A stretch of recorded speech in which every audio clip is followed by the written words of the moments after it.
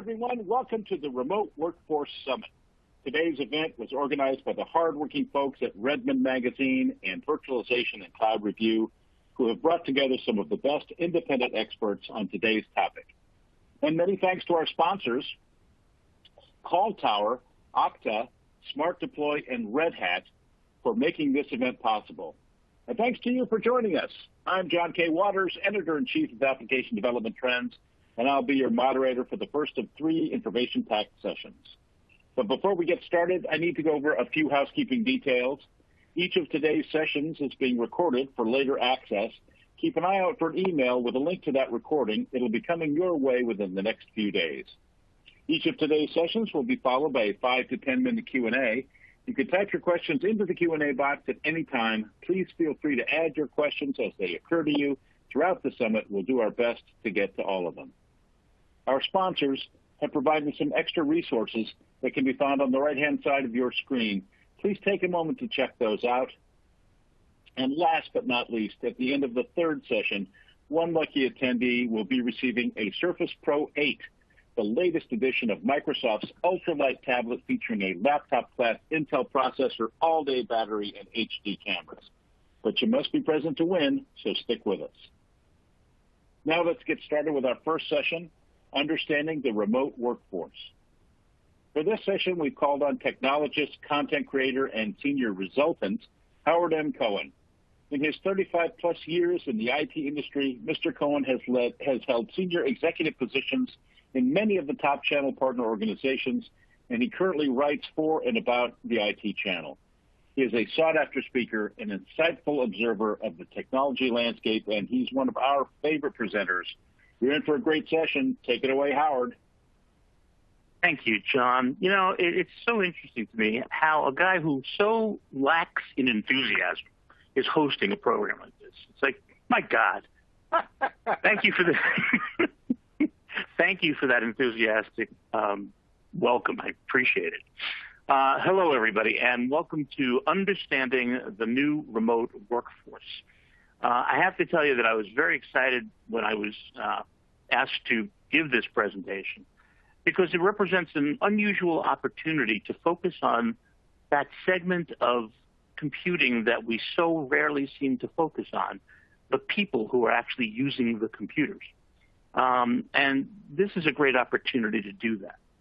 Before I start talking about the remote workforce, I want to do something that I don't usually do, which is to share a statistic. 61%. Okay, that's done. So no, 61% of all employers say that COVID-19 has not accelerated their company's digital transformation. Not. You know what? I say hogwash. That is nonsense. They are completely off base. And I'll tell you why.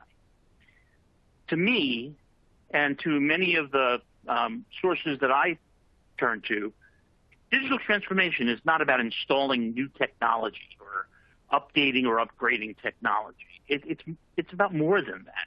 It's not so much about the technology itself as it is about how we use it, how people use technology to improve things, to make their lives better, to make their work faster and easier to do and less error-prone, and to free them up so they can do things they really want to be doing, really interesting things, more satisfying work. That is the real definition of a digital transformation. And given that, if you agree with that, then you'll agree also that the global pandemic that we're still experiencing brought with it a global digital transformation. No doubt, definitely the biggest of all time. And it may remain such forever. This may have been the biggest digital transformation we've ever experienced. And what's amazing about it is that it was instantaneous. In a day, we sent millions of people around the world to go work from home with no preparation, no planning, nothing in advance. We just said, go home and work. Now, go home and work, nobody's prepared for it. What do we do? Well, the fact of the matter is, in some respects, we were prepared. As a matter of fact, we started getting prepared long ago. Let me explain what I mean. This gentleman said, work has become an activity, not a place. So in other words, we get to work instead of going to work. And that's great. You may not know this gentleman. Some of you may remember him. He's Robert Frankenberg, who was the second chairman of Novell, replacing the founder of Novell, Ray Norda. For the youngest of you in the crowd, Novell used to compete with Microsoft for the most popular network operating system. Matter of fact, they owned the market many years ago, but were unseated. But what's most amazing about this is that Mr. Frankenberg said this, that work has become an activity, not a place, in 1994 at a meeting of the Massachusetts Software Council. 1994, 26 years before the pandemic ever happened. Now, during that time, there were some telecommuting initiatives here and there, but the fact is we never made that shift from work being a destination to work being an activity. And so people start to wonder, what took so long? I mean, it's so sensible. Why would we not have done it right away? Why would we have not taken Frankenberg's advice? And the answer is that most executives polled at that time agreed with farmers who say that the farmer's shadow is the best fertilizer. In other words, if the farmer can't cast his shadow on his fields, they won't grow. Now, it's kind of ridiculous to think that if a manager can't cast his shadow on his employees, they won't be productive. To that, I again say hogwash. That is nonsense. Okay? People can do work on their own. They can be self-starting, and they can also be monitored without having to be 2 feet away from their manager. That was not a good reason, but it was the reason that most executives, most managers gave over all of that time. Okay, so since we've been preparing for 26 years, we got there very quickly, in a day, literally in a day. Unfortunately, we brought with us some significant security problems that, maybe we kind of anticipated, but we still need to continue to deal with because they're challenging. Number one, as soon as everybody went home, it was likely that they were accessing corporate computers, corporate networks or servers on their home computers. Not exactly equipped for the best in security, easily vulnerable. They were using residential internet, which again, not as well protected as could be, certainly not up to corporate standards. And it created an extremely expanded threat surface. For most security managers, the threat surface is the area around your network, physically, really. You can start to scan that area, and you can see problems coming. But now, every person's home became an extension of that threat surface. So if you had 100 people, you had 100 new patches of threat surface. If you had 1,000 new patches, 10,000 new patches, people had huge threat surfaces to worry about now. Completely different picture. I could do a presentation on this alone, and it could take hours, but we're not going to do that today. Perhaps some other time we'll get back to this. What we're here to talk about today is what's next. Where do we go from here? How do we best support our new remote workforce? So to answer that question, we really need to start by collecting some information. And I want to start by talking about what management learned during this time that everybody's been working from home. The first thing they learned is that their employees hate their commute. It was among the top reasons employees like remote work. They don't have to commute into and out of work. In rural areas, in the Midwest, not so terribly bad. In the big cities, it can be horrible. Hours of slow moving and just frustration. So that was one thing. Because there was no commute, here's a side benefit. We basically took 600,000 cars off the road in terms of the greenhouse gas emissions we were creating. So it was a very healthy thing in that respect. The world's most recent pandemic created some good, healthy side benefits. And if we can get rid of the virus and still keep those greenhouse gases at bay, more the better. They also found, and this is really where it gets interesting, for the managers especially, they found that most of their employees were starting work at about the time they would ordinarily head out on their commute. And they finished usually around the time they would ordinarily get home from work. And nobody asked them to do that. They just did it because it felt good, felt right, gave them the opportunity to get their work done, gave them more flexibility during the day if they wanted to do something while they were home. It worked out really, really, really well. Basically, the employers got more hours just for free. So much so that more than half of employees now say that they would go looking for a new job if they couldn't continue working from home. When the pandemic is over to the point where people can go back to the office, 58% don't want to. And so they'll go find another employer who will let them. 44% of them say they know somebody who already quit. So when you talk about the big quit, it's happening. A lot of people are seeing it, and a lot of employers are frustrated and concerned by it. 24% of them are willing to take a pay cut or maybe lose some vacation time just to allow them to continue working from home. It's that attractive to them. Well, no surprise, this attraction has spread. You see this lovely manager executive we have here? She and her colleagues want to continue working from home too. 90% of senior executives want to continue working from home. So this is more popular than people may realize. It's something that we discovered is really good in so many ways. What else have our management executives learned? They learned that businesses lose $600 billion a year in workplace distractions. Not at home, not because they're working at home, in the office. $600 billion lost every year to workplace distractions. They also found that remote workers are 35 to 40% more productive than people in the office. That's it. That's the telling stat all by itself. We can repeat it 1,000 different ways.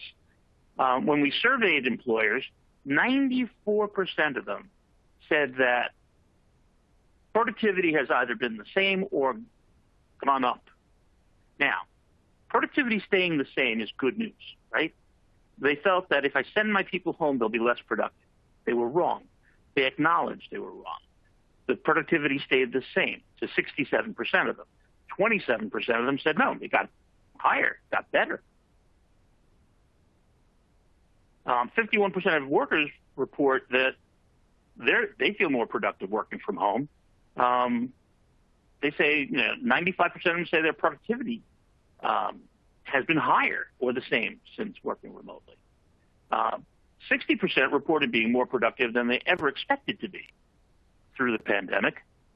And somehow they figured out that their productivity at home was 7% higher than they even expected. I don't know how they measured that. I can't imagine how you assess that. Oh, I was 7% more productive. It's just, that's the stat, though. And 40% was reported they were more productive at home during the pandemic than they had been when in the office. Wherever you get it, the number is somewhere in the 40s. It's, everybody's opinion is they were more productive. Let's take a look at it now from the worker's perspective. What did the working at home employees found? First of all, they tell us they found that remote work leads to better mental health. Hasn't worked that way for me. No, but seriously, 70% of those surveyed said that they felt that their mental health had improved. 18% asked if their work if their employers could possibly invest more in promoting better mental health. They also benefited in their pocket because they're not eating lunch out anymore, and because they're only dry cleaning half their clothes. The instructions for being on a video conference. It's business up top and leisure down below. Anyway, they save $4,000 a year between eating at home and not dry cleaning their work clothes. As a matter of fact, if you look at the top benefits, number one, with a bullet, was not having a commute. 84% loved the idea that they didn't have to commute anymore. 75% cited the cost savings, with 38% saying they'd saved at least $5,000 in the year. 20% say they'd saved more than $10,000 just working from home in the year. Not bad. What else did we find? The reasons that they were more productive at home are interesting too. There were fewer interruptions. More than two-thirds of them, said that they had fewer interruptions at home than they had in the office. Now, that's the reverse of what I think most executives would have told you in 1994, 95, 96. They had more focused time to focus on their work. Again, almost two-thirds felt that way. More than two-thirds felt they had a quieter work environment at home. While the executives saying, oh, they have their kids, they have their pets, they have their spouses, didn't seem to work that way. Two-thirds of them said, no, it's quieter there. I like it there. And it's more comfortable there than it is in the office. The only one that wasn't rated at that two-thirds level, only half of them said that they were happy about avoiding office politics. I think the other 45% were scared to admit it. But yeah, who likes office politics? Here, they're not affected by it. They don't have to deal with it. They can just do their work, which is what most people seem to want to do, which is great. A little more of what we found. They found that they were saving, on average, 40 minutes not having a commute.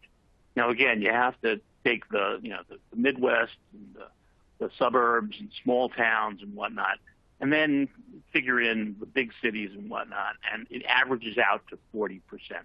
If you did that for New York, it would probably be 5 times that, which is not fun. During COVID, 70% of full-time workers were working from home. The other 30% are pretty much represented by people who had to work in plants or factories, and they couldn't work from home. And those people deserve a lot of praise because they stepped up.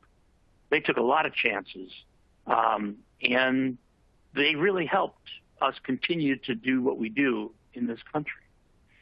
Now, going forward, 92% of them say they're going to continue working at home at least one day a week. 80% said it's going to be 3 days a week.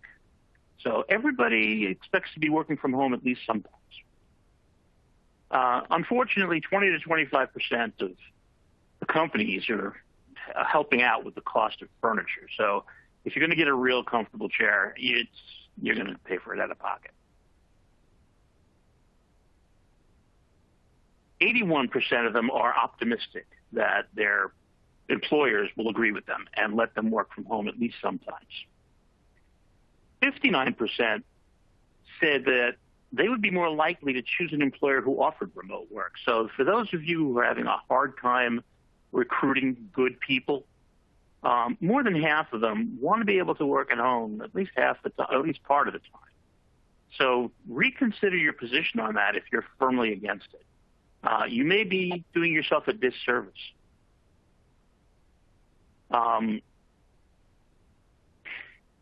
They report being 22% happier than workers who are always in an on-site office. I don't know how they come up with that. How do you measure how happy you are? Oh, let's see. I feel 15% happier. I love that.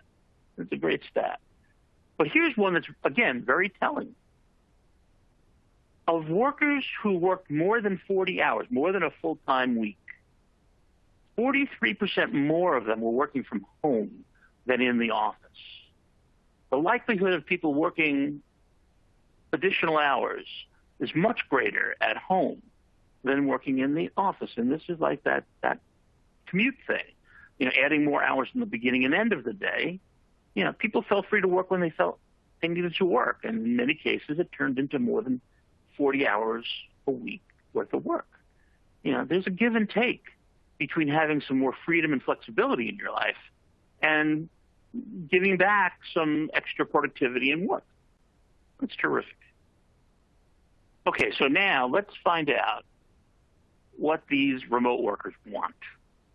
What they want at least a hybrid remote office model. Almost 3/4 of them want to be able to work at home sometimes and work in the office.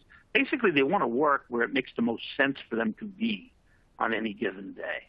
And that is just tremendously logical. 12% of them only want to work in the office.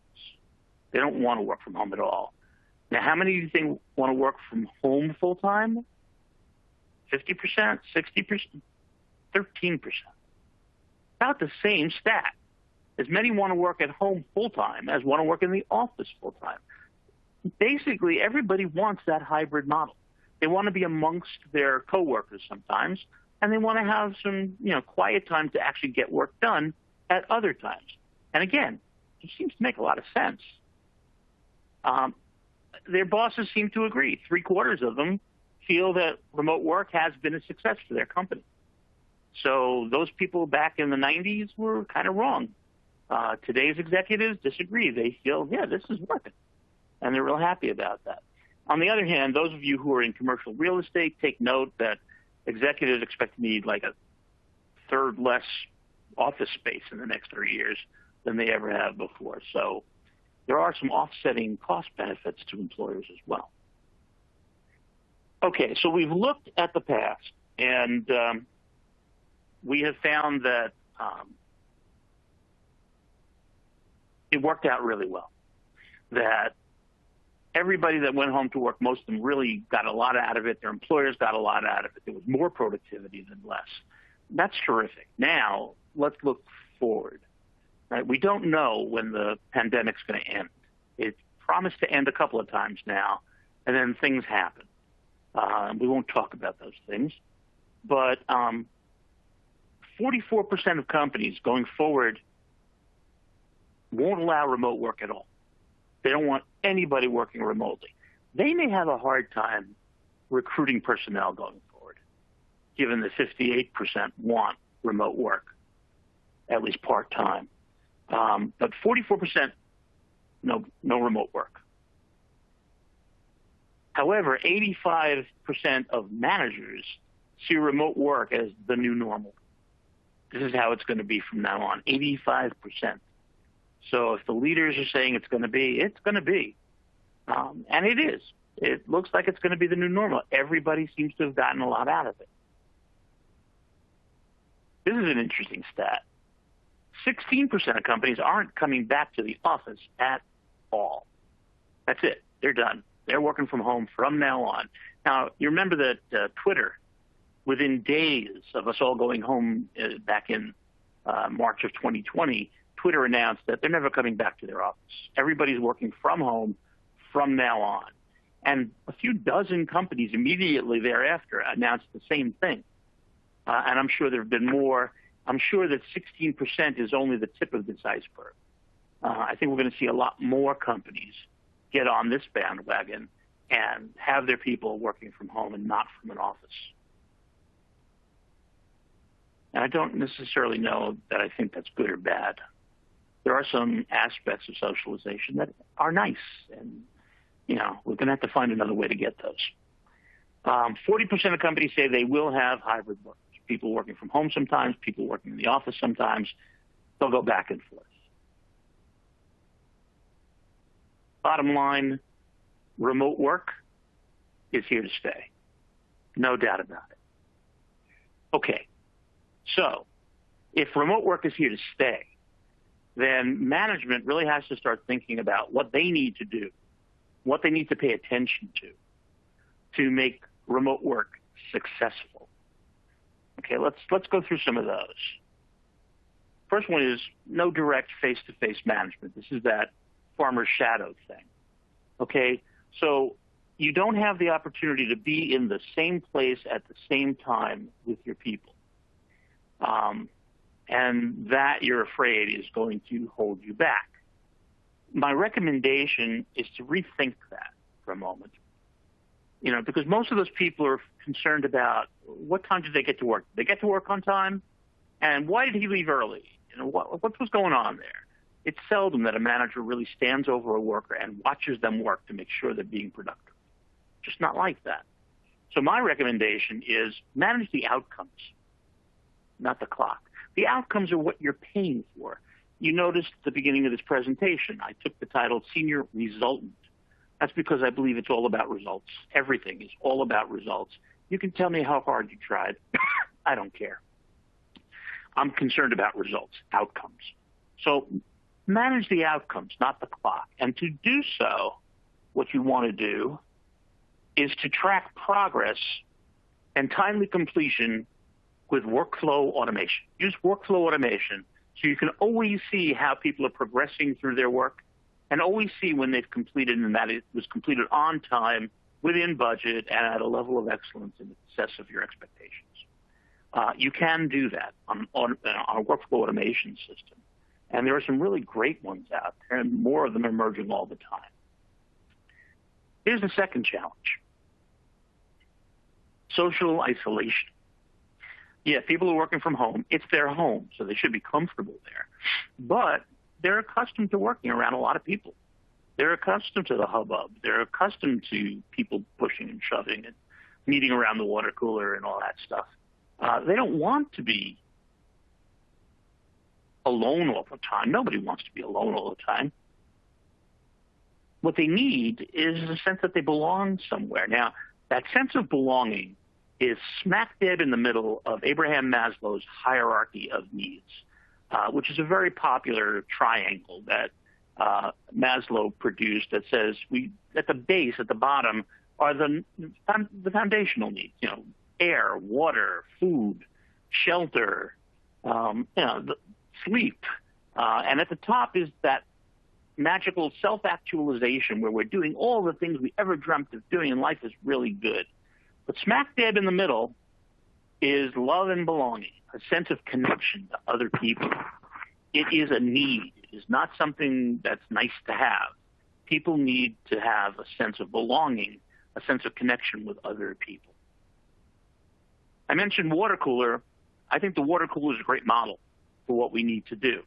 Establish an opportunity, like a chat room, for example, where everybody can come, pop on their camera, and see all their friends hanging out in the break room or by the water cooler, and just talk. And if they want to break off in, one-on-one conversations, they certainly can. But if they want to stay in the group because somebody's telling jokes or telling a story, what have you, give them an opportunity to be people with each other, I guess is what I'm saying. We need to be people with each other. It's a need. It's inherent in being a human being.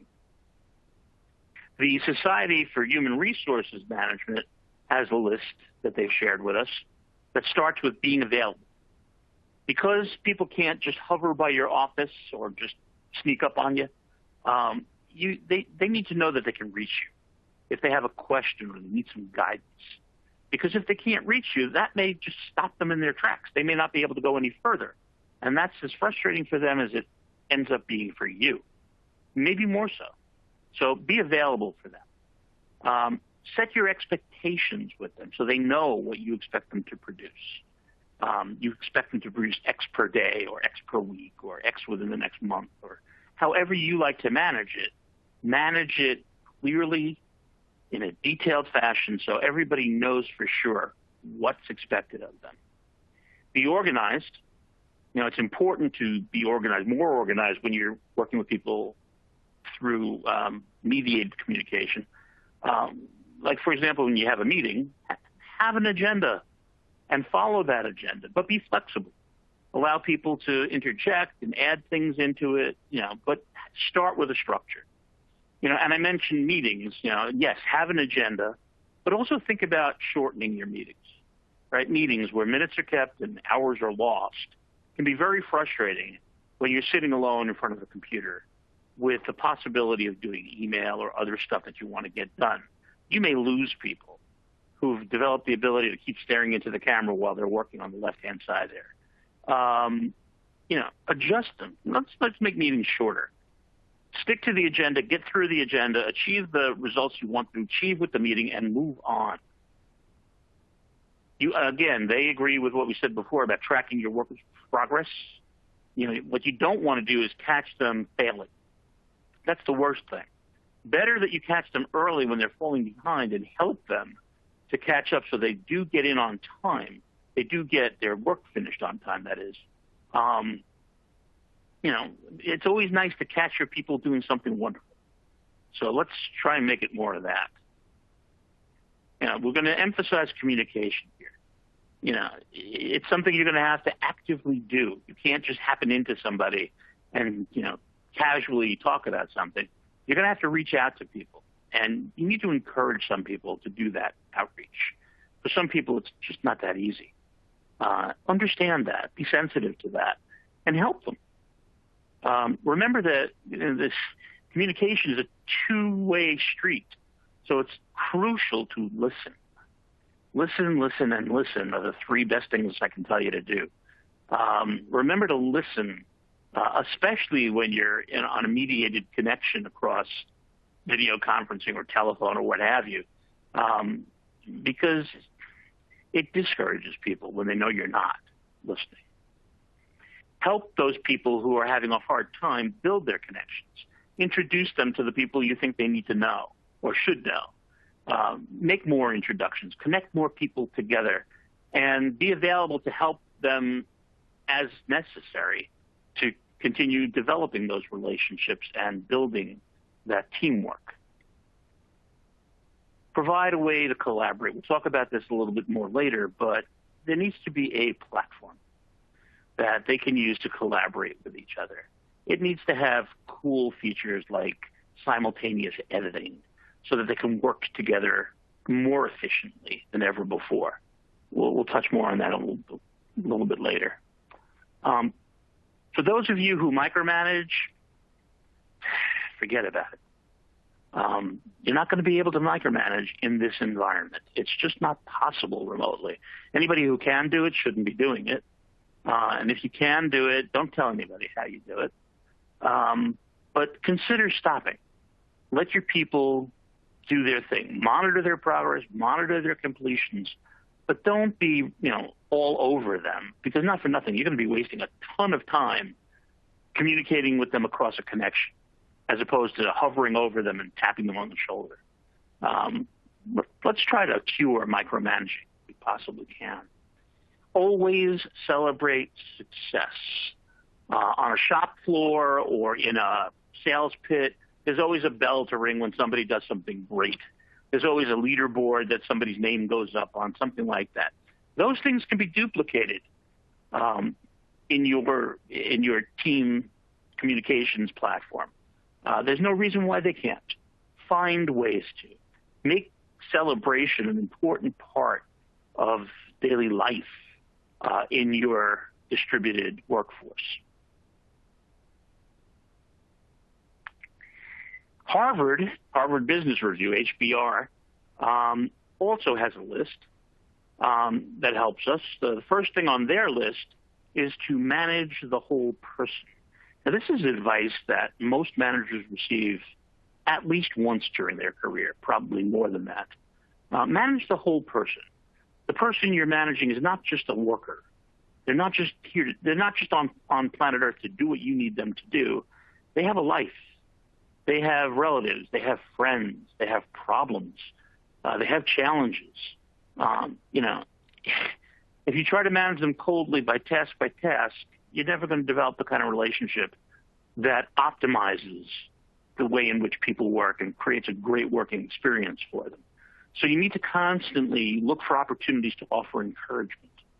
And you also need to be careful to look for situations in which those people need your emotional support, especially with the pandemic. Everybody probably has somebody they know, a friend, a family member, somebody who has either got the virus or has died from the virus, and that's horrible. And those people need your understanding. They need your sensitivity. This is a really good time to practice being a real human being. and to show them that you do care about them as a person. Not for nothing, and I don't mean to be pragmatic about it, but you will have a far better, far more dedicated employee if you show that employee the respect due to a human being. Be sure to provide opportunities for remote social interaction. There we go again. We're back to the water cooler idea and the idea of having group meetings on video conferencing. I just saw an ad today, actually, for one of the food delivery services offering to deliver lunch to all of your people wherever it is they reside and have it all arrive at the same time so that you can begin a lunch meeting with them with everybody having lunch. I think that's a great idea. I'm got to try that out, but it's a great idea. We talked about, being people with each other, share a meal. Interesting new idea. It's advisable to have a structured daily check-in with each of your people. IBM tells us that you cannot manage more than 8 people. No manager can manage more than 8 people. Whether you agree or disagree with that, you're close to that, somewhere around that. And that many people, you can make 5 minutes for each in the course of a day, just to check in with them, answer any questions that might be outstanding, let them know you're still out there, and that you know that they're still there. Good advice, good suggestion. When you're providing technology for communication, be sure to offer alternatives. Remember that things break, especially right now when they're getting overloaded by the number of people using them. Internet access can go down, telephone towers can go down, anything can go down.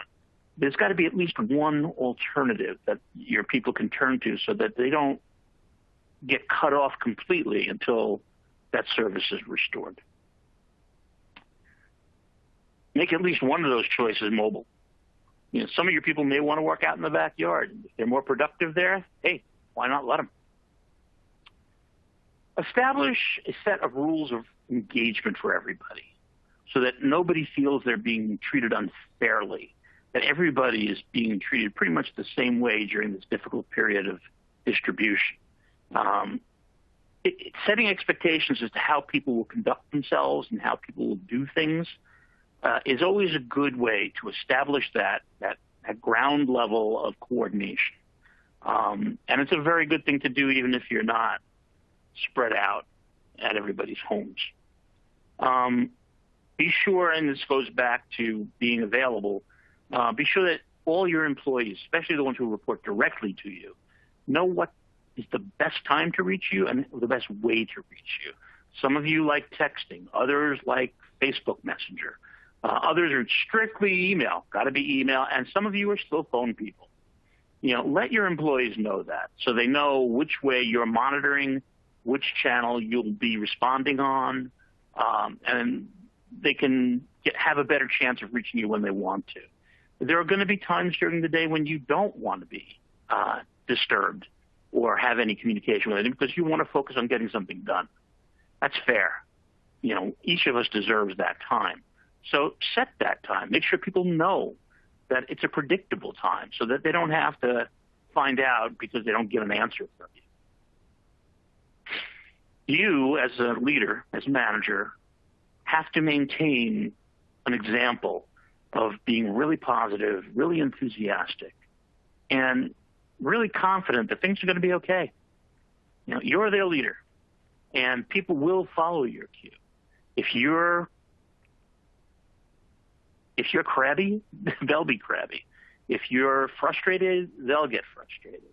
And so anything you do in that regard, it comes back to bite you in so many ways.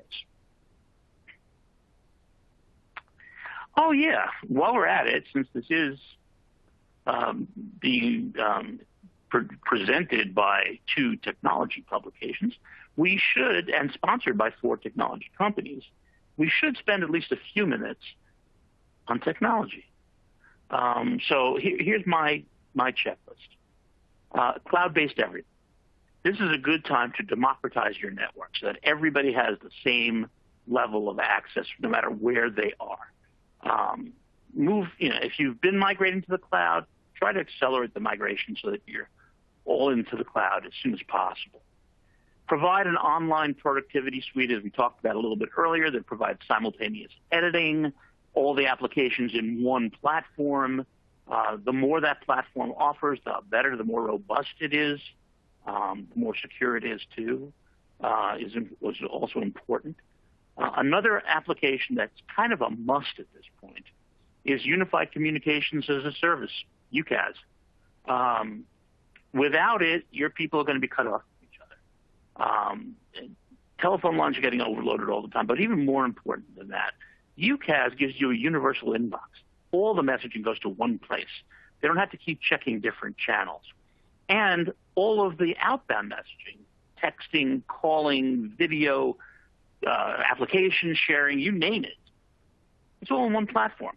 It's all in one place, and they can move from one to the next effortlessly. So a UCaaS platform is really important. The more coordinated it is with your productivity suite, the better off you are. We talked several times about automated workflow management, crucial. Customer relationship management. If you don't have CRM in place now's a good time to start thinking about it. ERP, you use an enterprise resource planning application to run your business. Your people need access to that, obviously. Some of them are going to need project management tools as they work on projects because it'll help them keep the coordination going. Whatever you do, automate all data backup. Everybody's endpoints, all the servers involved, the cloud services involved, no matter what it is you're using, back it up automatically. Because when you're working from home, it's easy to forget that you didn't back up today. Make sure it's backed up for them day in, day out. Find yourself the best possible data management platform for your organization. And be sure to provide security at every layer, from multi-factor authentication and authorization through anti-malware, anti-spam, anti-virus, anti-anti, intrusion prevention systems, firewalls, data encryption, you name it. Make sure it's all there because your security is only as strong as its weakest link. I wanted to focus just quickly on UCaaS because it is crucial. The trick in doing one-on-one over UCaaS is to get that glass to disappear. You have a pane of glass in front of you between you and the other person. They have the same thing. The more you let it disappear, like Longfellow's willing suspension of disbelief, forget about the glass. Just talk to each other. You'll notice this woman has a coffee cup right there on her table. She's having a coffee meeting with this gentleman. Nice, personal. They're being people together. That's what it's all about. Be sensitive to paralinguistics. Many people say that the problem with video conferencing is that you lose the paralinguistics, the way people communicate beyond the words that they say. Well, I'm here to suggest that a lot of the paralinguistics still come through. The most prominent paralinguistic is facial expression. Now, they can see each other's faces. Second one is eye movement. They can see each other's eyes. Third is gestures. They can see each other's hands pretty much most of the time. Another one is posture. How is that person sitting? Are their arms crossed? Are they sitting back? Are they leaning forward? You can pretty much see that. We're missing smell-o-vision. You can't smell the other person. But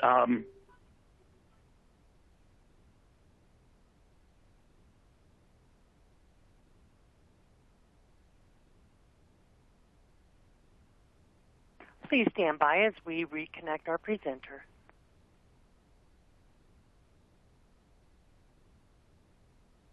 Hi, everyone. Welcome. While we are waiting for Howard to join us again, I want to remind everybody that we are in the middle of, or at the very first session of the Remote Workforce Summit that's brought to you by Call Tower, Okta, Smart Deploy, and Red Hat. And it's like I said, it was the first of 3 information-packed sessions that you'll be joining us for today. Let's see. Oh, and I wanted to remind you that that one lucky attendee will be receiving a Surface Pro, let me try that a third time, a Surface Pro 8, the latest edition of Microsoft's ultra-light tablet featuring a laptop-class Intel Core processor, all-day battery, and HD cameras. But you must be present to win, so be sure to stick with us. We're waiting for Paula to reconnect with Howard, and he's very close to the end of his session. Stick with us because there are a couple of interesting questions in the Q&A box that I want to be sure to answer or have Howard answer. Let's see. And remember that you can type those questions into the Q&A box at any time. We'll do our best to get to all of them. And you'll want to stay tuned for our upcoming session, the 10 new best practices for a secure remote workforce. That session is being led by our friend, scientist, author, 20-time Microsoft MVP and commercial astronaut in training, Brian Posey. You should definitely check out Brian Posey's, I think it's called Brian Posey's Moonshot at Redmond Magazine. It's where he chronicles his astronaut in training efforts. He just recently told us that he did the part where you go into the water, and I thought that would be very, very scary. So interesting guy, brave, and a scientist as well. And he'll be talking about 10 new best practices for a secure remote workforce. That session will be moderated by my colleague, David Rammel, who leads the editorial team at Virtualization and Cloud Review. And it looks like, how are we doing, Paula? Where are we on reconnecting with Howard? I want to be sure the attendees get the rest of this great session. Howard is one of our longtime presenters, very smart guy, and his insights into this, I would argue, not controversial exactly, but kind of confusing topic, because you see statistics on worker productivity, and some of it goes against what might be intuitively felt by managers who really need a high level of control, because there's a lot at stake, for their company, in good worker productivity, and this remote workforce situation was thrust upon us. It wasn't a choice based on some of the statistics that Howard is citing, where we look up and say, well, they're going to be more productive at home. Let's go ahead and make that hybrid workforce how we want to do it. We certainly didn't have a choice. Thank you, COVID-19. And now we're struggling again with the variant. So, okay, let's see here. Let's see. I'm getting, I don't see any. Yep, the audio is still not working for us. But listen, be sure to check out this. And this is sorry for the technical glitch. This truth sucks. I apologize. But this is just one of many summits that we host at 1105 Media Publications like Redmond Magazine and Virtualization and Cloud Review. You can go to those websites, and there's a long list of existing webinars and summits and webcasts and tech talks that are all available on demand. You just have to click on them and register, and you get all this great content. You get access to the slides. You get the additional resources that are provided by the sponsors for those various summits and webcasts, and it just tends to be just absolutely great material. We do put together insightful, I would argue, and expert presentations from people who are in the field and to have their finger on the pulse, so to speak. So among the questions that we got, or one of the comments we got from the attendees, is that it's not a question, but I appreciate the humor sprinkle of the presentation, and that's one of the things I like about Howard as well.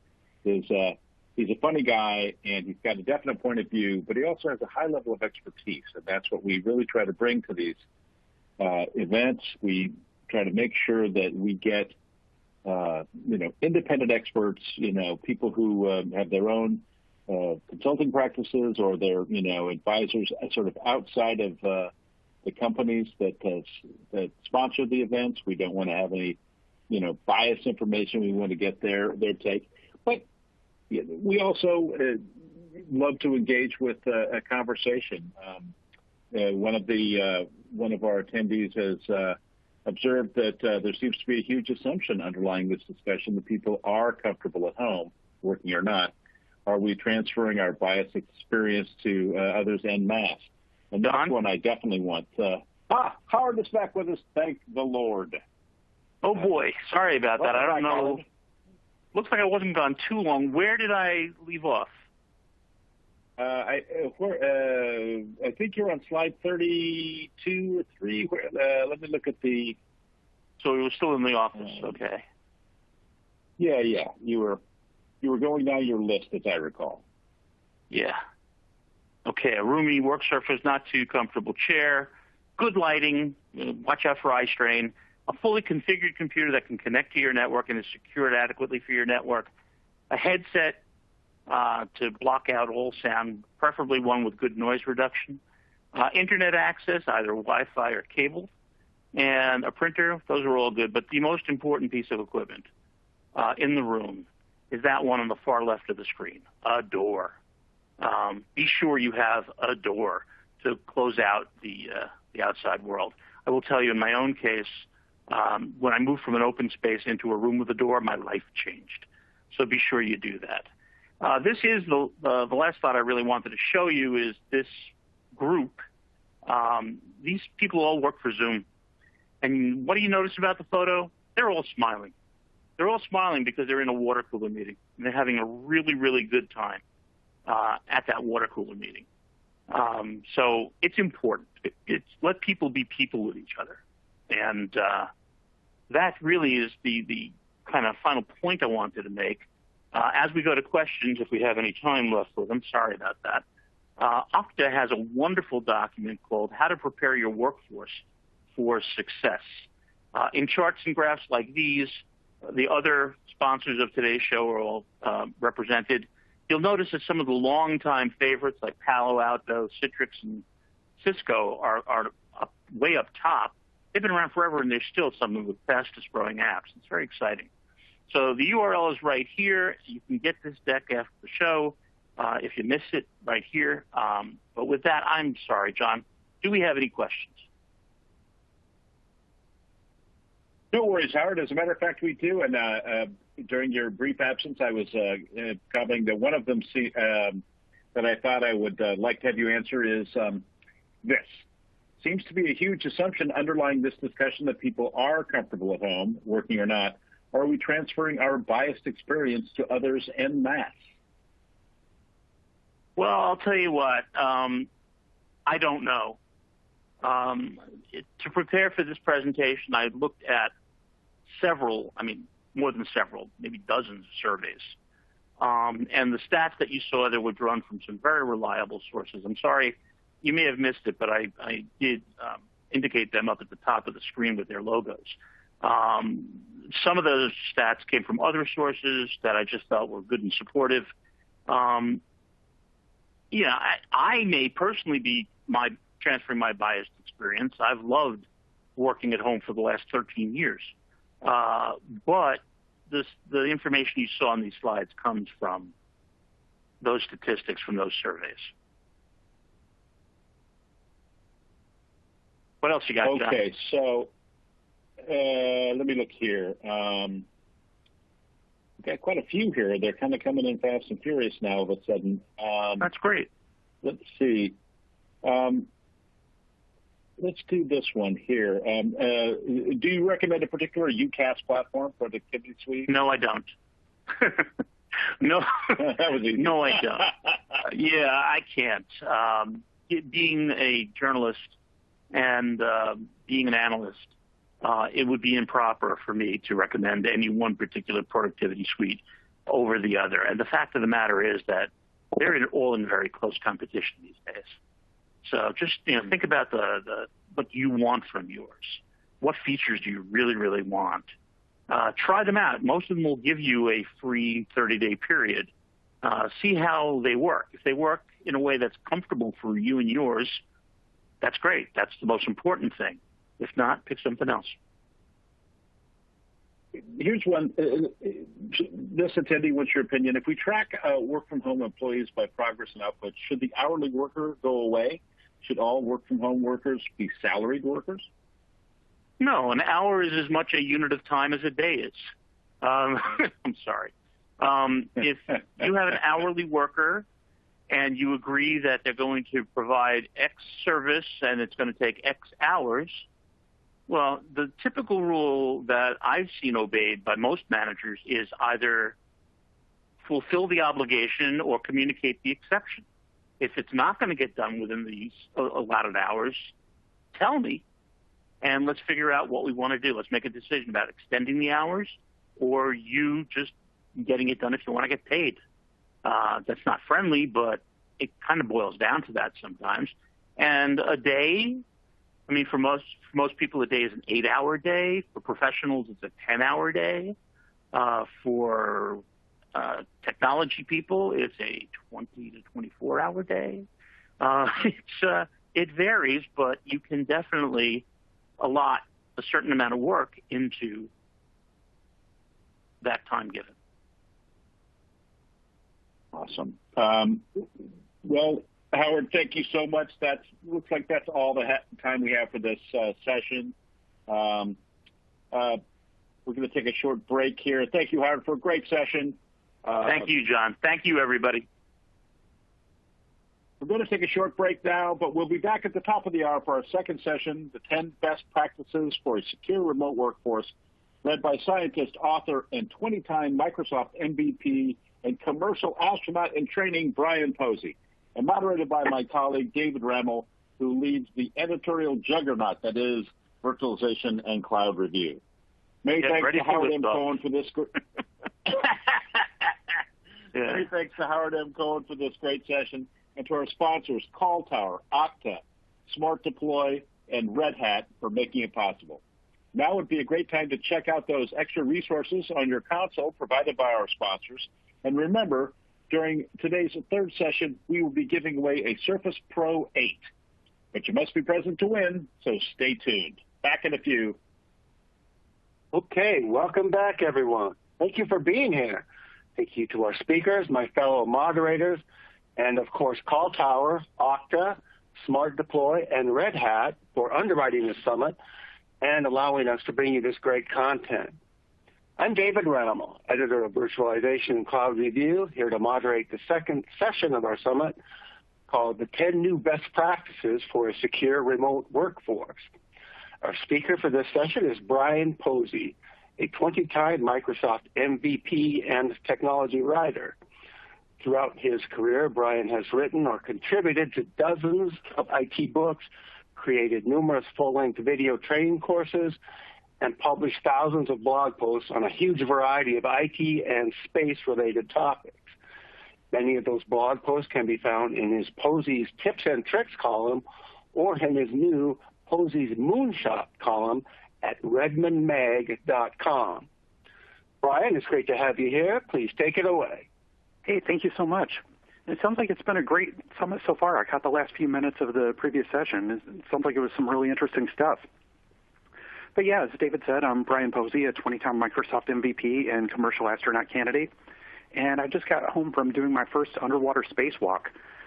You can see a picture here. Unfortunately, they wouldn't let me use a spacesuit for it because thanks to COVID, I hadn't been in a spacesuit in 2 years. But we used dry suits, and it kind of gave the same neutral buoyancy effect. So what you see in that picture is a mock-up of the Quest airlock on the International Space Station. So they actually put me inside of the airlock. I had to come out use tethers, make my way over to that toolbox, the big black thing you see in the picture, get some tools, and then work my way across a series of trusses and actually do a repair job on the outside of the space station. It was quite the experience, and I got to do that a few times. But anyway, enough about me. Let's go ahead and get started. So being that this is the Remote Workforce Summit, I wanted to talk about the very nature of remote work. You know, a lot has changed in the last few years, and at first I thought that it wouldn't affect me at all because I've been working full-time remote since the year 2000. Back then, I walked away from my corporate job to become a full-time freelancer, and I've been working at home ever since. I feel extremely fortunate. I can't imagine ever having to go back into an office. But the remote work thing is new for a lot of places. And one of the big lessons that I think we've learned over the last couple of years is that remote work can indeed be practical. Maybe not for everybody, but for most people. You know, before the pandemic set in, I think that there was already a bit of a push that was underway regarding remote work. People were starting to realize that the technology existed, that it would allow them to work from anywhere. But in a lot of cases, there was pushback from managers. I heard all kinds of stories. I heard about managers who just wanted to be able to micromanage their people and felt they couldn't do that if they were working remotely. I've actually heard stories of managers who said if somebody is working remotely, they're not actually working. And then there are a million other things, as I'm sure you can imagine, and have probably even experienced to some degree. But I think that we've proven conclusively that in the vast majority of cases, remote work works. So now I think the next logical step is to take a step back and figure out how we can do remote work smartly. And by smartly, I primarily mean securely, especially in light of this presentation. So one of the things that you have to stop and think about is that at the onset of the pandemic, yes, there were a lot of organizations that allowed employees to work remotely, but almost nobody was set up to allow everybody to work remotely all at the same time. So organizations had to scramble and figure out what in the world they could put into place quickly to allow everybody to suddenly work remotely. And by and large, everybody got it done. I mean, I think that's a real testament to the innovative nature of IT professionals such as yourself. And great job, everyone. But now that we've had some time, the next step is to take a step back and look at what works and what doesn't. Because, you know, organizations put a lot of money and other investment into their remote work architecture. And the pandemic will eventually end. But when it does, these organizations aren't going to be anxious to give up that investment that they've made. So my guess is that even though the pandemic will end, I mean, history has shown that even the bubonic plague back in the Middle Ages, as horrible as it was, it eventually ran its course. And this will too. But when the pandemic does end, I think that remote work is going to be here to stay, at least optionally. Certainly there will be some organizations that still require their employees to work remotely, because think about it from a financial perspective. Those big office buildings cost a lot of money, and organizations are realizing that by scaling back their real estate investment, they can save a fortune, not to mention all the utilities that they're saving, not powering all those desktop PCs and providing heating and cooling and things like that. There's a substantial amount of money to be saved, thereby making the organization more profitable. So certainly some organizations will continue to use 100% remote work. Other organizations are going to make remote work optional. But the point is, the pandemic has changed everything, and remote work, at least in some capacity, is here to stay, probably permanently. So it makes a lot of sense to take a look at what we can do to make sure that remote work is being done securely. And that's what this presentation is all about. Now, one disclaimer before I really jump into the meat of the presentation is that the presentation was titled, I think, 10 new best practices for remote work security or something to that effect. I don't have it in front of me. I can't tell you exactly what the title was. But having said that, there really aren't 10 best practices. I came up with 10, but to be perfectly honest with you, it was super tough to narrow this down to 10 best practices. There are, in reality, a whole lot more. So my goal here isn't to give you 10 best practices that you can walk away with and say, yes, these are definitively the 10 things I need to be doing right here, right now. Instead, my goal is to get you thinking about some things that maybe you hadn't thought of just yet, about what you can be doing to make the whole remote work experience a lot more secure than what it might currently be. So that's where we're going with this presentation.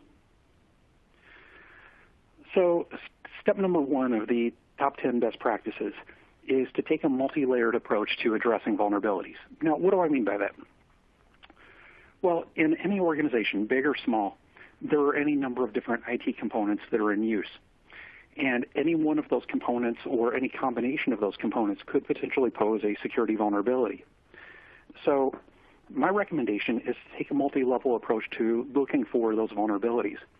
Rather than focusing on one specific aspect or following one specific set of best practices, look at it on a variety of different levels, because vulnerabilities can exist at any layer within the entire IT stack. So in your own home, for example, you've probably got PCs or Macs, maybe a combination of the two. You've probably got a wireless access point, maybe some other devices such as smart TVs or a smart thermostat or other IP devices that connect to your network. Any one of those could pose a vulnerability. So seeking out vulnerabilities in that type of environment would be looking not just at the individual devices and how those are configured, but the individual classes of devices that are communicating on your network and what types of vulnerabilities might apply to a particular device class. Now, in a corporate environment, of course, things are a bit more complicated. Certainly, we've got endpoints, and that's one of the big areas where you need to focus your security efforts. I'll be talking about that quite a bit as we go along.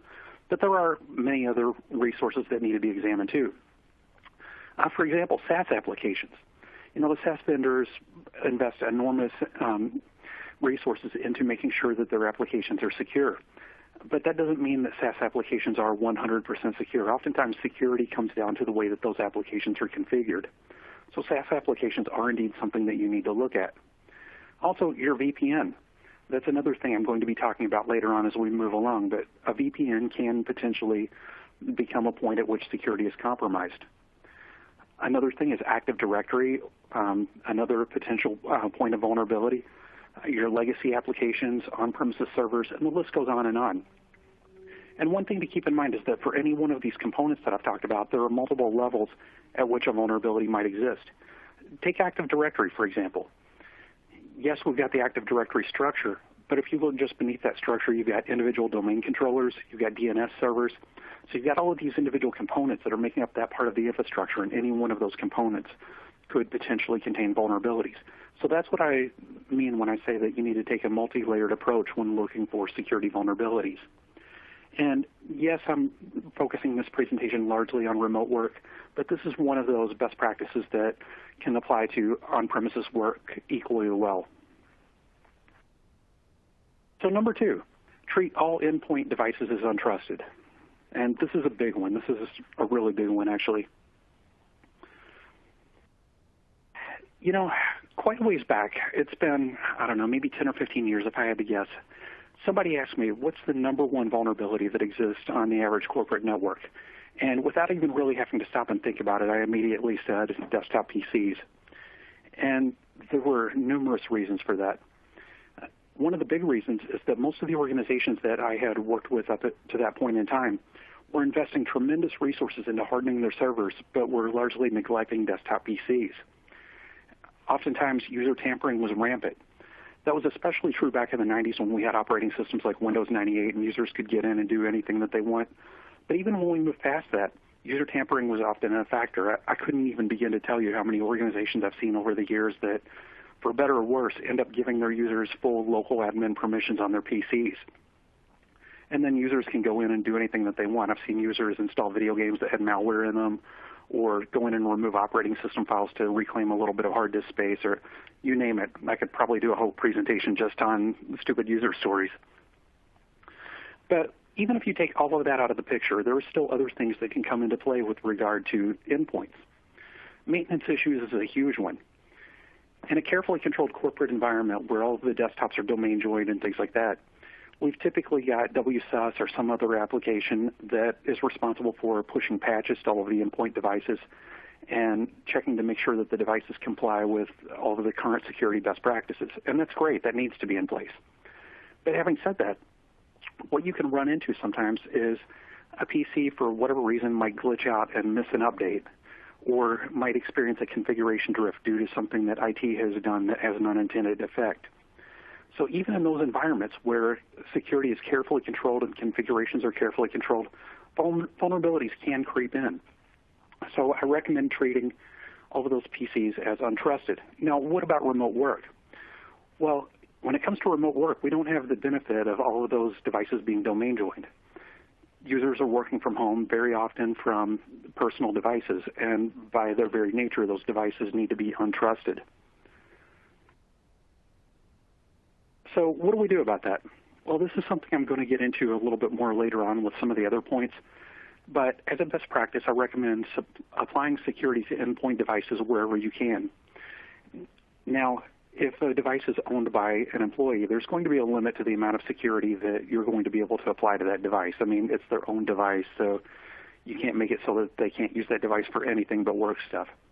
But apply security to endpoint devices wherever you can. But regardless of the amount of security that you manage to apply to those devices, treat the device as though it's untrusted, whether you actually regard it as being secure or not.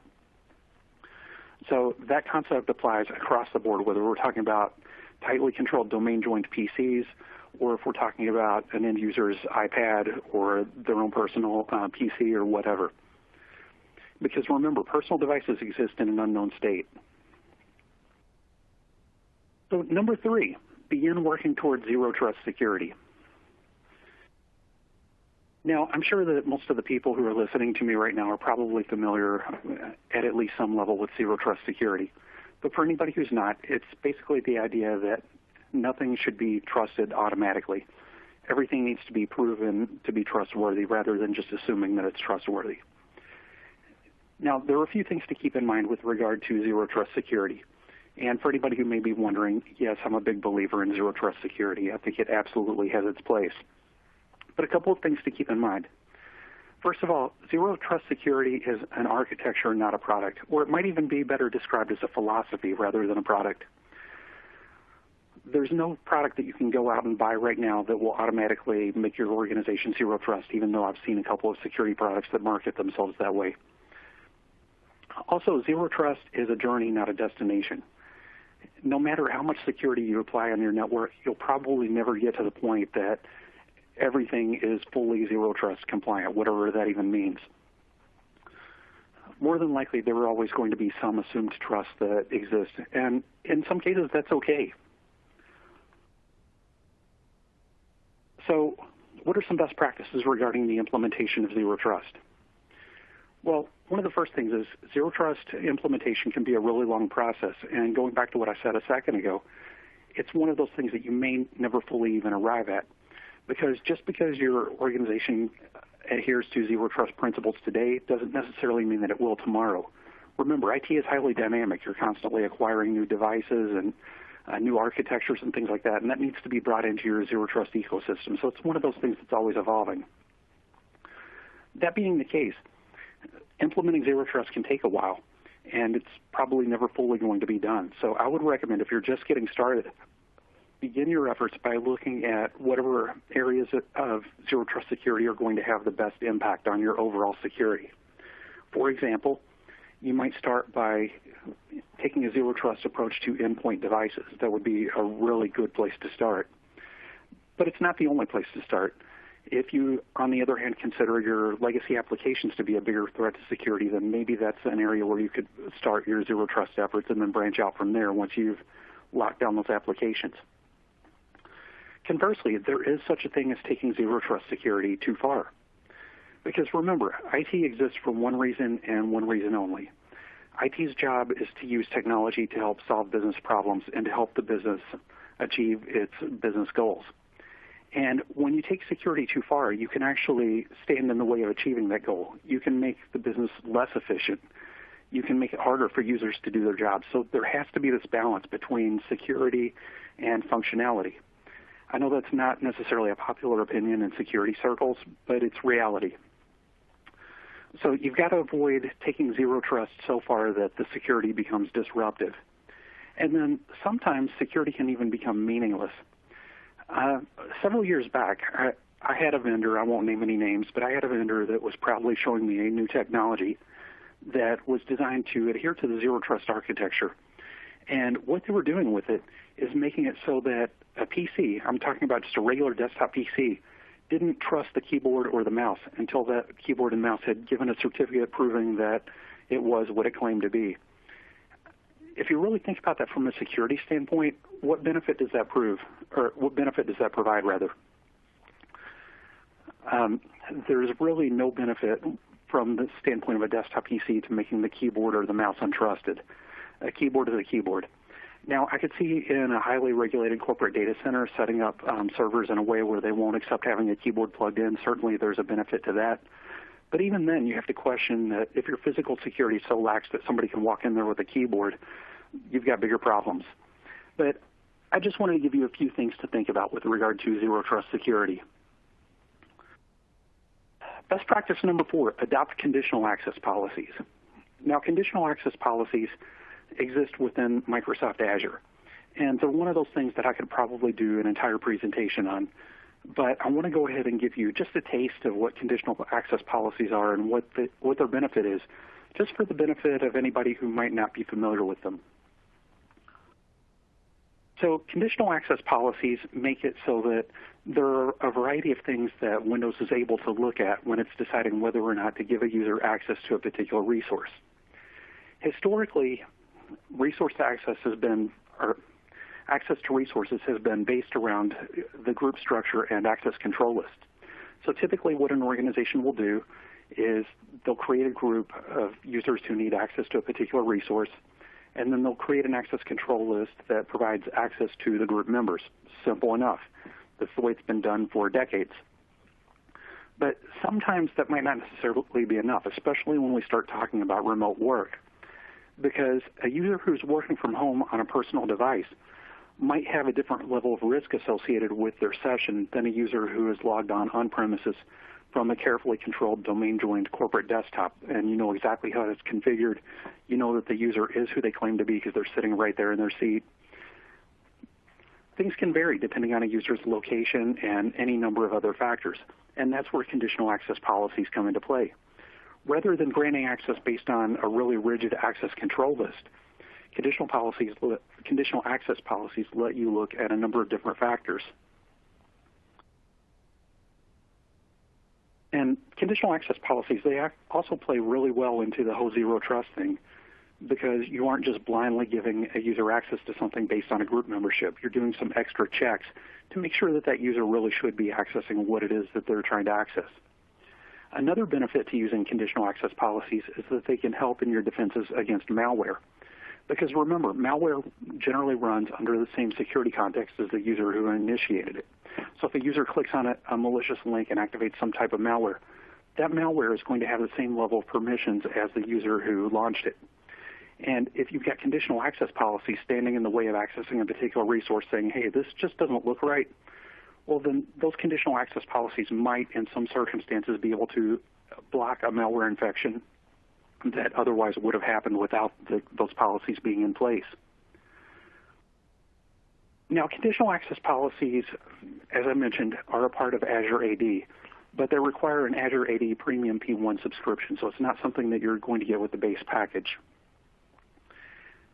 The way that I like to think of conditional access policies from an architectural standpoint is that they're like an if-then statement. The if portion of the statement is known as a signal, and the then portion of the statement is known as a decision. So what does this really mean? Well, let's take something really simple like group memberships. The signal might be a group membership. The decision might be if the user is a member of this group, then we'll allow them to access this resource. But certainly group membership isn't the only type of signal. There are many, many others, and I've listed a few on the slide. The user account is one type of signal. Now, I don't really recommend using that because it can be hard to manage if you start granting access to things based on individual users. It's much better to use groups. Group memberships are a signal. Device type can also be a signal. And not just device type, but the device OS, whether or not the device is jailbroken, whether or not the device is regarded as healthy or compliant. The IP address, is the user logging on from a trusted location such as your corporate office? Are they logging in from the same country that you're in, or are they logging in from a rogue nation somewhere? Also, which application is the user accessing? That can be another signal that can play into a conditional access policy. Another thing is something called real-time calculated risk. Now, I don't want to get too far off in the weeds here, but real-time calculated risk is basically Microsoft speak for taking a look at what it is that the user is trying to do and looking at, okay, are they doing something that's really risky here? Are they doing something that's abnormal for them? Because if you've got the same user that logs on at 9 a.m. every workday and accesses the same resource, well, that's a very recognizable pattern of activity. But if that same user were to try to access that same resource at 3 o'clock in the morning from a country somewhere on the other side of the planet, well, then that might be a signal that things aren't on the up and up, and that's something that you probably want to take a closer look at. And it may not be in your best interest to allow that user to access that resource. That's what conditional access policies are really all about. So what about decisions? Well, obviously, when you're making an access control decision, you can choose to grant access to the resource or you can deny access to the resource. But there is a little bit of a gray area in between. You can grant access but with restrictions. For example, if a user tries to access a particular resource and they're doing it from a home device that may or may not be secure, well, then maybe you want to allow access to that resource, but you want to require multi-factor authentication just to make sure that the user is who they claim to be. You can also make sure that the user is logging on with a device that's compliant with the standards that you've put into place. I'll show you an example of that a little bit later on. You can also make sure that the user is logging on from an approved client application. Maybe that means a specific browser or a dedicated application such as Outlook or something like that. You can also require that the device be Azure AD joined.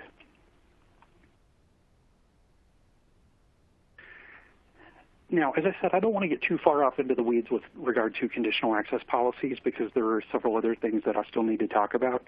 But I do want to give you a few words of caution for anybody who might be considering taking a look at conditional access policies. The first thing that I want to caution you about is to beware of blanket policies. Now, when it comes to IT security, I'm a big believer in keeping things simple. That's actually something I'm going to be talking about more as we go along. And blanket policies are indeed simple. What I mean by a blanket policy is a policy that states, okay, every single person in the organization needs to adhere to this policy. That's a blanket policy. But those types of things can really come back to bite you when you start talking about conditional access policies because it may not always work out the way that you expect. One particularly good example of that is your service accounts. Let's suppose for a moment that you decide, okay, I want everybody to use multi-factor authentication. Well, if you put that into place as a blanket policy, then all of a sudden your service accounts are required to use multi-factor authentication, which may not even be possible. And that could have a very adverse effect on your application. So that's one of those things that you need to think about. Another best practice is that when you do create a new conditional access policy, use report mode. What report mode will do is it will report on the outcome of the policy without actually enforcing the policy. So that way you have some time to find out what effect the policy is actually having in your environment before it does something that you don't like and starts breaking things. And then the best practice of all, and I recommend this even if you don't have a conditional access policy in place, is to always have a break glass account. A break glass account, from the standpoint of a conditional access policy, is an account that has full administrative privileges to everything, but it's an account that nobody uses. Take the credentials, lock them away in a safe somewhere, keep it secure. Don't use it except in an absolute emergency. The reason why I recommend having this type of account is because let's say that you create a conditional access policy and you lump all the administrative accounts into it and something goes wrong and all of a sudden you've locked yourself out. Well, you need to have a way of getting back in, and that's what a break glass account can do for you. That's the only circumstance in which the break glass account should ever be used. So number 5, consider the security tools that are available to you. Pretty much every organization uses tools to implement security or to assess their security or to do security reporting or any number of other things. But having said that, those same tools that you rely upon for your security can actually have the opposite effect in some circumstances. I've seen so many examples of this over the years. And there are any number of reasons why the security tools can actually get in the way of your security. For example, some security tools are overly complex. This one isn't quite as bad as it used to be, but there was a time when enterprise software had a huge price tag. I guess it still does. And the vendors that created that software felt that they had to justify that high price tag by making their software so overly complex that You needed a certification program and hands-on instruction just to be able to use it. Thankfully, that trend seems to be reversing somewhat, and software tends to be simpler than it used to be. But a security tool that's overly complex can get in the way of security. I've also seen situations in which security tools can interfere with one another. If you've got two tools that are designed to do the same job, or there's a little bit of overlap between them, those tools can, in the right circumstances, actually interfere with each other. I've also seen tools that are purchased and never deployed. That doesn't do a lot of good, or they're deployed poorly, and that goes back to that over-complexity. Also, coverage gaps between tools. Let's say that you purchase a tool for every conceivable security problem that you think you might have. You might address a lot of specific problems, but you're probably not going to get everything. There are going to be some blind spots in your overall security monitoring, and those blind spots can translate into vulnerabilities. Also, pricey tools can sometimes create a false sense of security. I've seen organizations that have said, okay, we spent X number of dollars on this best-of-breed security solution. We're secure. We don't have to worry about it anymore. And really, from a security perspective, that's one of the worst things that you can do, is putting all of your faith in a pricey tool, because any tool can potentially be exploited. Another thing is alert fatigue. If you've got a security monitoring solution in place and it generates so many alerts that you're constantly looking at meaningless alerts, well, then real alerts are probably going to slip through the cracks and go unnoticed. And then the last one on the list is that IT pros are busy and simply ignore a tool. I've seen that more times than I can count. Now, when it comes to security tools, I am a big believer in tools. You have to have security tools to keep your organization secure. But my approach is that when it comes to security tools, less is more. I would much rather have a handful of really good security tools that I can actually use, rather than having a million tools that cover every potential aspect of the security infrastructure. And there's a good chance, sticking to that philosophy, that you may already have everything that you need. So my advice would be to spend some time and consider which tools you should actually be using and who is going to be responsible for those tools. That's another situation I've seen play out in the real world, is that a tool gets put into place and nobody actually gets assigned the responsibility of monitoring that particular tool, so it goes unused and unnoticed. And then once you've got all of those tools in place, go back to what I talked about with the very first point about taking a layered approach to security, and consider what gaps might actually exist and if there are any holes that you need to fill with additional tools. Number 6, complexity is the enemy of security. This is something that I've talked about on occasion before, and it boils down to a really simple concept. When you've got a block of code, the more complex that code is, the lengthier it is, the more potential there is for an exploitable security vulnerability to exist within that code. So the idea is that you can make that code more secure by optimizing the code, shrinking it down to its bare minimum. That same basic principle can also be applied to other areas of IT. Let me give you a really simple example, the operating system. Operating systems used to be really small. It used to fit on a floppy disk. Today, of course, that's not the case. Windows is multi-gigabyte in size. But there are things that you can do to shrink the size of the operating system. For example, you can and should uninstall any unnecessary roles or services or applications. And that can go a long way toward making troubleshooting easier too, because if you've eliminated everything that you don't need and you start having problems, well, all of those things that you've eliminated are things that you don't have to even think about throughout the troubleshooting process. So one of the goals with reducing complexity should be to shrink the operating system footprint while also reducing complexity. Now, the same principle also applies to your infrastructure components. If you don't need a particular appliance attached to your network, don't attach it. Also, try to keep things as organized as you possibly can. For example, don't reuse service accounts, because if you use the same service account for everything, what you can end up with is an account that accumulates privileges unnecessary. It's better to use dedicated service accounts for everything that requires a service account, and to assign those really meaningful names so that you know what that account's purpose is. Incidentally, I'm a big believer in using meaningful names and detailed descriptions at any point that you can throughout the entire configuration process on your network. Also, try to do things in a really uniform way. I call this the Las Vegas approach. And what I mean by that is that there are two philosophies that the casinos in Las Vegas adopt with regard to security, and they seem to work especially well in IT. The first of those philosophies is to do things in a uniform way. Think about the card tables in Las Vegas. The dealers are taught to do everything in an extremely unified or in an extremely uniform way, so that way anything that's unusual stands out to the security people who are monitoring the games.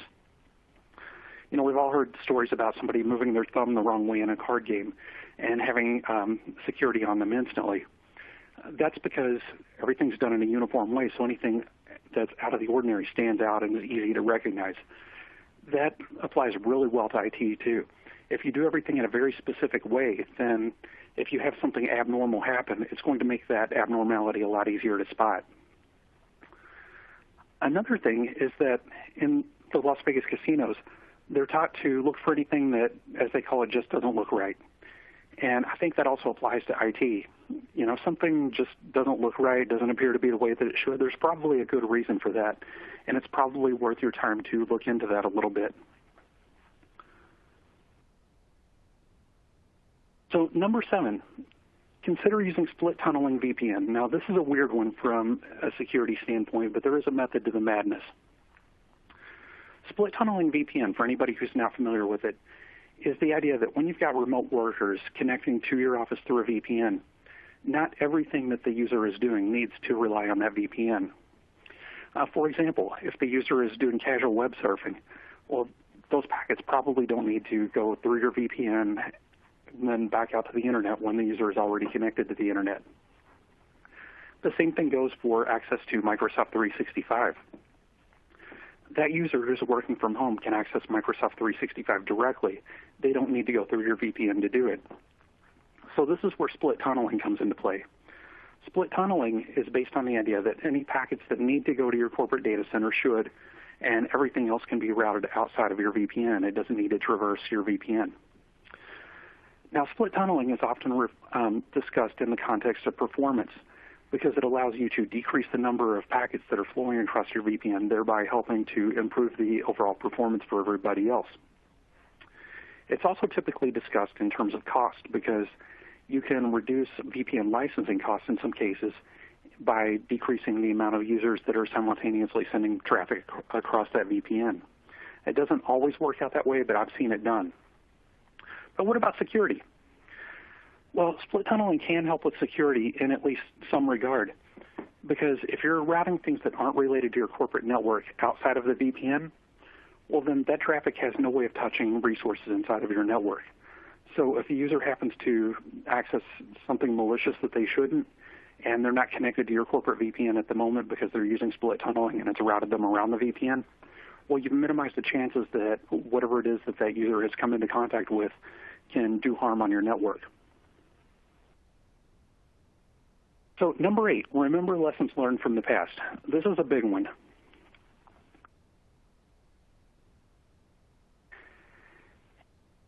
You know, some say that remote work is relatively new, especially in light of everything that's happened in the last couple of years. But even if that's true, components of remote work have been around for a really long time. And we've also seen countless examples throughout the history of IT of disruptive technologies that have come along and have totally changed the way that we've had to think about security.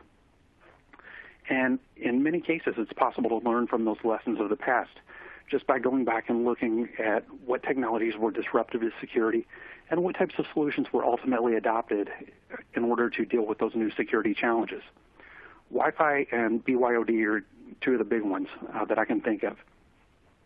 You know, I mentioned at the very beginning of this presentation that I had been out for a few weeks doing some space training.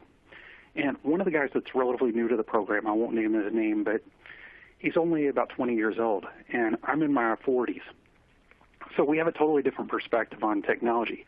It floored me when he mentioned it, but he grew up in a world where he has never been without Wi-Fi. Wi-Fi was around since before he was born. In my case, however, I was there when Wi-Fi was created, and I put Wi-Fi in my house back in the 90s. Back then, Wi-Fi cost an insane amount of money, and you practically needed a PhD in computer science to be able to deploy it. But of course, as with other things in technology, the price eventually came down, things got simpler. And as that happened, Wi-Fi really caught on. People started realizing that it was super convenient to be able to connect to a network wirelessly. And at first, organizations were super reluctant to allow employees to use Wi-Fi. The idea was that if packets could traverse the network wirelessly, then those packets could be intercepted. And that made a lot of IT security people really nervous. Because back then, it was all about physical security of the network. The company that I worked for at the time actually went to great lengths to make sure that any Ethernet jacks on the network that were unused were physically unplugged so that nobody could sneak into a remote corner of the building, plug in their laptop, and start sniffing packets on the network. So if there was that mindset, you can imagine how nervous Wi-Fi made everybody. But the problem was that employees liked Wi-Fi, and you started seeing shadow IT creep into the picture. People would go to Walmart or Best Buy or wherever, get a cheap access point, and plug it into a free jack in their office, and lo and behold, an organization had Wi-Fi whether they realized it or not. So as IT started catching on to this, they started realizing, okay, we have to embrace Wi-Fi, but we have to do it in a secure manner. And there were any number of mechanisms that were brought into the picture to make that secure. Everything from encryption to authentication as if the employee was connecting over a VPN, and a number of other things. So all of that is to say that there are lessons that we can look back to in the past and learn from as we embrace this new remote work architecture. Point number 9, be realistic about what your VPN can and cannot do. This one's kind of a pet peeve. There are a lot of marketing companies out there that market VPN as being sort of a security panacea. They make claims that your VPN can make you invisible to your ISP, to the companies whose websites you're accessing, and any number of things. The truth is, VPNs don't magically make you more secure. VPNs give you privacy, not security, and there's a huge difference between the two. So what is this difference? Well, privacy is essentially encrypting the packets as they flow across so that nobody can read what it is that you're doing. But that doesn't automatically give you security, because if a user happens to contract a malware infection, that malware infection is going to do the exact same thing, whether that user's machine is plugged directly into the corporate network or if the user is communicating with the corporate network from across the VPN. The malware doesn't care. That's what I mean when I say that a VPN will give you privacy but not security. So what kinds of threats are out there that you need to take into account? Well, there are so many. Things like ransomware, vulnerabilities from outdated or jailbroken operating systems, vulnerabilities from insecure locally installed applications, bad security configurations, things like turning off their user's firewall, stuff like that. So the real question is, what can you do about this? Because if you really stop and think about it, an end user could be working from nearly any type of device. It might be a PC, it might be a Mac, it might be an iPad, a phone, who knows what. And they could be working from anywhere. So if this user is connecting to your network from an unknown device, how do you make sure that that device isn't a threat to your network? Well, there are any number of solutions out there for this. One of the big solutions is to treat that user's device as a BYOD device, which is, by the very definition, untrusted. Remember what I said earlier, all end-user devices should be treated as untrusted. And I like using Microsoft Intune for enforcement, because what it does is it allows you to create policies that dictate what it means for a device to be compliant with your organization's requirements. Now, this is another one of those things that I could really go into a lot of detail on. I don't have time, but I want to give you just a really short taste of this. So if you look at the screen, you can see the Microsoft Endpoint Manager Admin Center, and this is the interface for Microsoft Intune. So if you click on Devices and then Policies and then click on Create Policy, you'll be taken to this screen right here. First, you have to go through the basic screen, which requires you to enter a name and a description for the policy that you're creating. But then you come to this screen. And the part of the screen that I've got expanded is the device health policies. So you can see that you can create policies around things like BitLocker being turned on and secure boot being enabled and requiring code integrity And there are any number of other compliance settings that you can implement too. Now, one of the first things that you'll probably notice is that the settings that are described on the screen are specific to Windows. Microsoft Intune does allow you to create policies for other device types as well so that you can deal with the security settings that are specific to those operating systems. So number 10, and there's a misprint on the slide. It's a repeat of the first slide. What this slide should really say is educate your end users. So users can't ignore security just because they're working from home. As I've already explained, a security vulnerability doesn't care if the user's sitting at home working on their laptop and connecting over a VPN or if they're sitting in the corporate office. It can still be a threat to your environment. So you've got to educate users on the importance of security. And one of the things that I've never really heard anybody talk about, but that just kind of makes sense with me that I think is a good idea, is to adopt a shared responsibility model. You know, we talk about shared responsibility models in light of Microsoft Azure or Microsoft 365 with regard to data protection. The idea behind Microsoft's shared security model is that Microsoft is responsible for keeping the platform up and running, but subscribers are responsible for protecting their own data, whether that means backups or using a good security configuration or what have you. Well, the same basic concept can also be applied to work from home. You can use a shared responsibility model with your users. You tell your users that you'll provide the VPN, you'll make sure everything's secure on the corporate side, but they're responsible for making sure that they adhere to security best practices. Now, realistically, some users will, some won't. That's a given. But by creating a policy like that, you at least put the users in a security mindset. And beyond that, there are tools that you can use to help educate users about security. So let's take a look at one of those tools in the couple of minutes that I've got left. Microsoft 365 has something called the attack simulation training built in. The idea is that you can actually use this tool to launch a benign phishing attack against your end users. And by doing so, you can find out which users are susceptible to an attack, who's likely to fall for it, who's not likely to fall for it. And then you can go on and teach them how to recognize the attack and give them some training when they do fall for the attack. So this is what one of the interfaces looks like. And as you can see, you can choose which type of attack you want to initiate against your end users. In this case, a credential harvesting attack has been selected.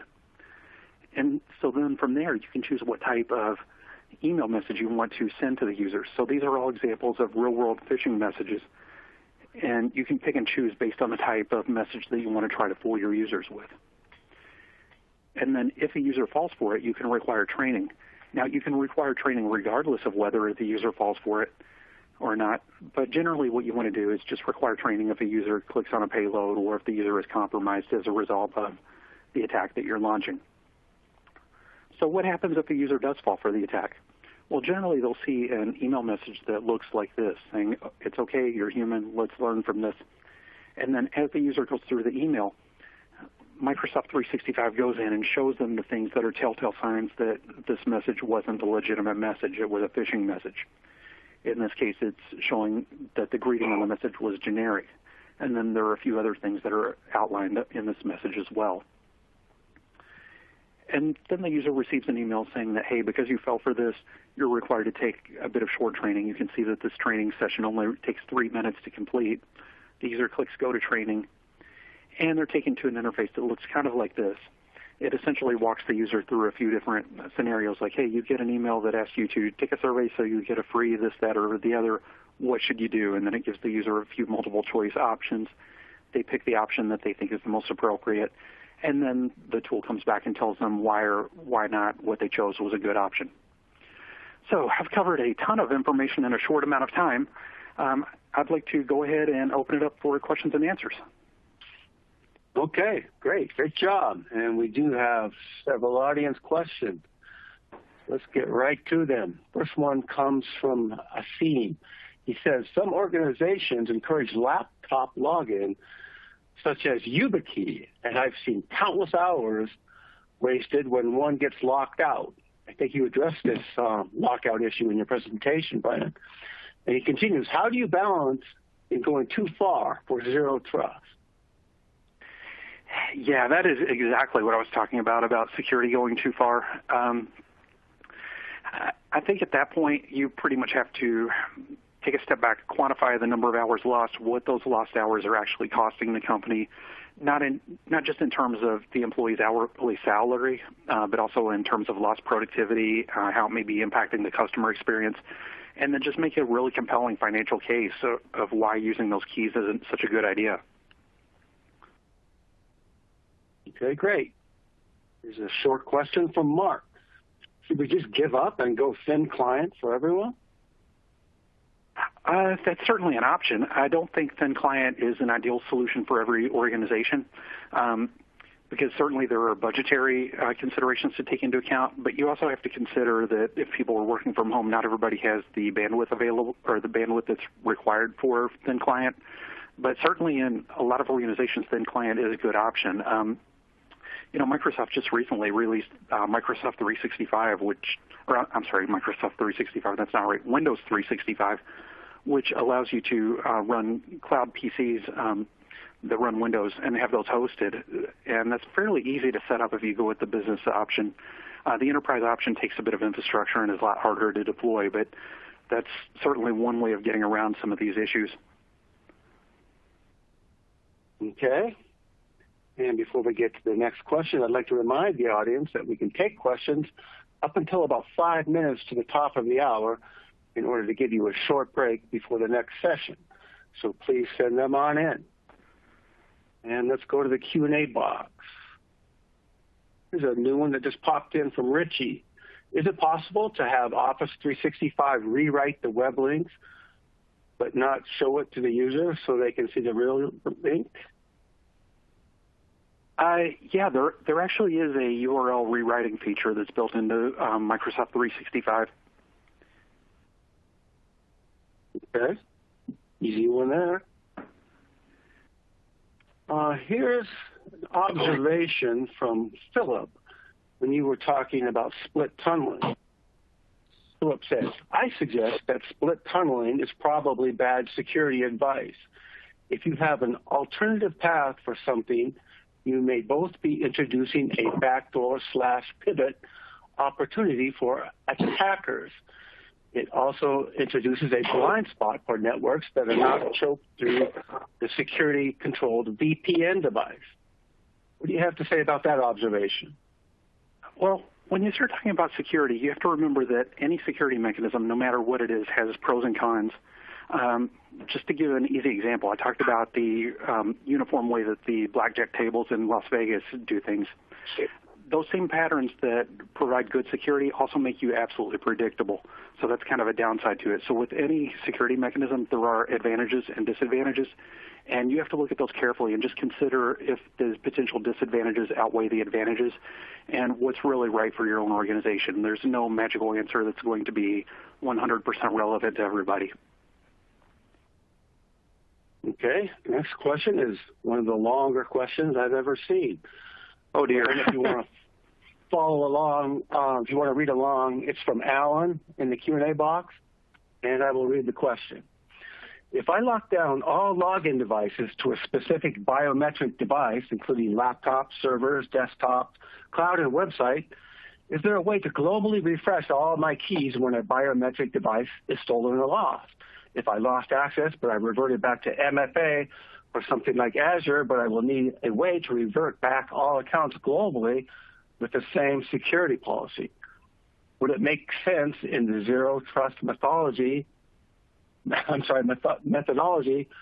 to have a backup biometric device that gives same access as primary biometric device, but had different security keys?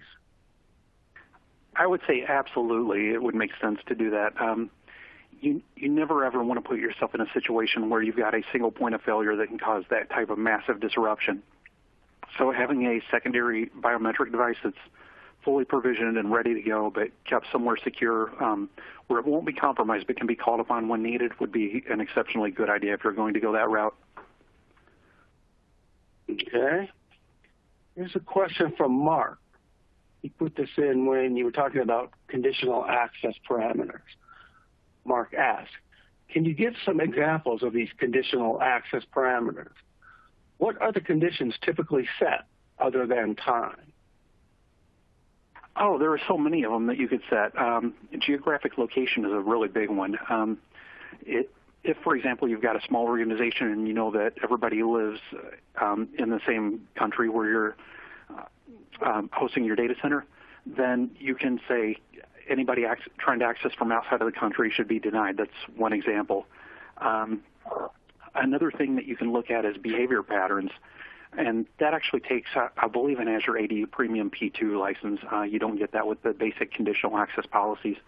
But you can set up Azure so that it looks for abnormal behavior patterns, and you can set up a conditional access policy to deny access to a resource if a user is doing something that Azure perceives to be abnormal or really risky. You can base conditional access policies on device types. Maybe you want to allow access to Windows devices but not iOS devices. I'm just throwing an example out there. The conditional access policies, are super flexible. There are a huge number of conditions that you can base that on. As far as what's typically done, I would recommend going out to the Microsoft documentation for conditional access policies because they've got a great big long section on the policies that they recommend creating. Now, a couple of those policies are a little out in left field, but most of them are pretty on track. And they not only tell you what policies they recommend creating and why, but they even show you how to do it. So that's definitely something that's worth your time to look at. Okay, and it just so happens we have another question in the Q&A box about conditional access policies, which you might have just addressed. The question reads, what do I need to do to start building conditional access policy? Well, the big thing that you need is an Azure AD Premium P1 subscription. Once you've got that, then you've got everything that you need to get started. Now, depending on the type of policies that you're going to be creating, there might be some additional licenses that you need. As I mentioned a moment ago, there are some policy types that require an Azure Premium P2 license, or Azure AD Premium P2 rather. Also, there are some conditional access policies that require an Intune license. But just for the basics, all you need is that Azure AD Premium P1 subscription.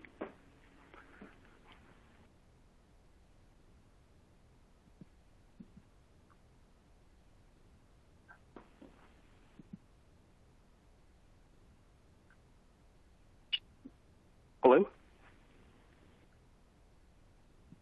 Okay, looks like we have time for one more question. And the question reads, can you clarify why you said that all endpoint devices should be regarded as untrusted? Sure. Today, with so many users working remotely, users are largely working from personal devices, which are untrustworthy by their very definition. But you may also have corporate-issued domain-joined laptops or desktops that users are working from. From a security perspective, it's a whole lot easier and a lot safer not to differentiate between the two. Rather than saying, okay, these devices are trusted, these aren't, just treat everything as untrusted.